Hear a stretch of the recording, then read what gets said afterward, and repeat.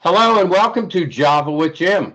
I'm Jim Reese, Director of Business Development at Offit Kurman, joined here today with Maureen Desmond, founder at Desmond Coaching and Consulting. Maureen, how are you today?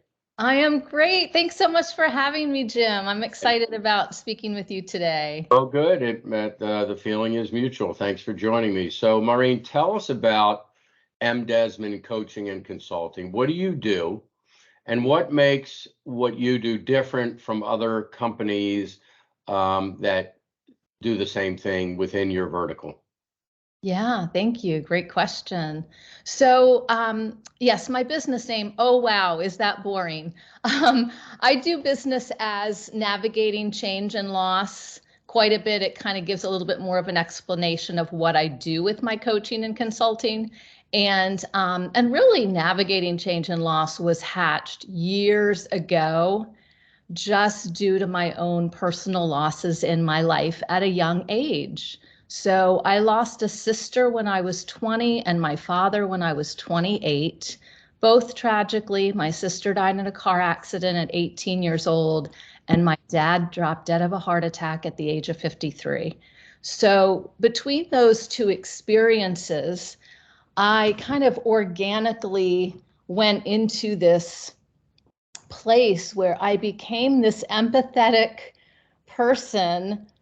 Whoever I met along the way in my life from that point forward, I was sort of a grief um, coach consultant. I just kind of became that person that helped others.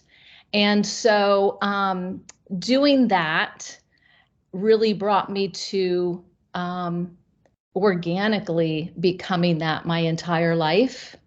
And my whole purpose in this business that I'm now doing, which I just started 3 years ago, is to take all of that.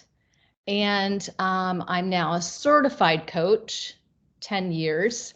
And I also have some certifications in grief recovery and loss. And I thought, you know what? Now is the time for me to really help others in a more consistent way. And also by going into companies and helping companies know how to sensitively speak to employees or management teams or anyone involved that has gone through some loss. Yeah, that's remarkable and certainly different from other practices. So, Maureen, let me ask you a quick question. Do you work mostly with individuals or individuals at companies? Like who hires you?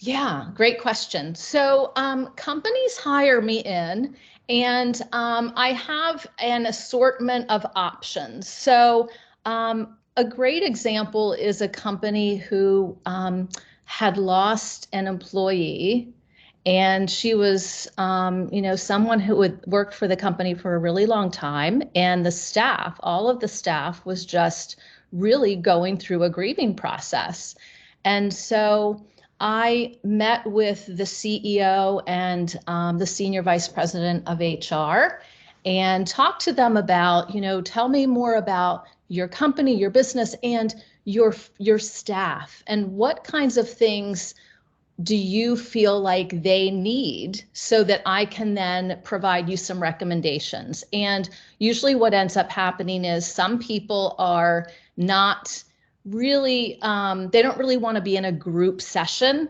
especially when it's at a company. They don't really want to share. So I set up a private link and I do individual coaching for those folks. And then I also have group opportunities where we do most of it virtually. We do talk about it as a group, and there's people that like that format better. And then I also do things like rituals and remembrances and things the company can now kind of create and pass along. And I even do things like audio and video recordings so that the staff who has really loved this employee can then say some stories about he or her, and then we share that whole link and we give it to the family as something that they can treasure. Oh, that's fabulous. Thank you for sharing with us. So I think you said you've been in business for about 3 years. So in that time frame, what would you say you're most proud of? I'm really just most proud of the fact that I can be that empathetic listener. And, none of us were expecting what happened in 2020 with COVID and how really, as all of us sort of went into a collective grief in a sense. Some people lost members of their family or friends or companies to COVID, but it really just changed the whole world upside down. And it's still affecting us, but just not in such a big, heavy way. And so through that, the fact that I kind of really took this business on about 6 months before that happened, I feel that we are more open to conversations around loss and sensitive topics. And it doesn't always have to be the loss of someone. It can be a big layoff within a company or just significant changes in a company. A CEO and the C-suite level might leave a company, and then you really have a lot of turnover and change. So I do a little bit of all of that, and I'm just proud of being able to help others. And when I share what I do, my intellectual property or some of the things that I have copyrighted, I always say to these companies and folks that I'm meeting with, I want you to share this. I want you to go out in the world and also help others from some of the things you've learned from me, because we need to be more open about it. Yeah, we're certainly all more comfortable sharing our vulnerabilities these days. Yeah. Maureen, I assume your business is really not impacted by the economic forces of our our country, our world. But what do the next 6 months look like for you and M. Desmond Coaching and Consulting? Yeah. So really, the next 6 months will be about driving more awareness of what I do, just continuing that. Sometimes it's hard for people to understand what I do. It's a niche. And so I work through my referral networks, current client referrals, as well as working with an amazing networking of chapters through a national B2B network called Nexco. So all of those things will be happening in the next 6 months. Great, great.